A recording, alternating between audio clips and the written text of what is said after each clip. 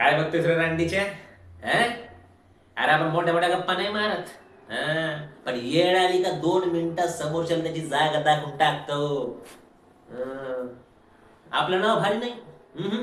पण माज माज मात्र जन्मजात आहे आपल्याला. हं.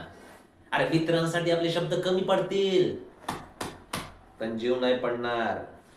आणि दुश्मनांसाठी आपली नजर भारी आहे.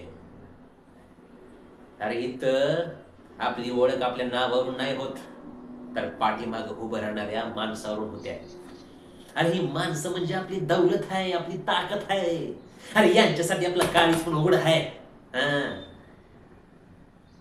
पण जे फाट्यावर मारतात ना, त्यांना आपली नजर पण महाग आहे.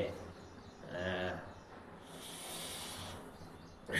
जास्त बोलत नाही, कारण आपलं काम बोलतं.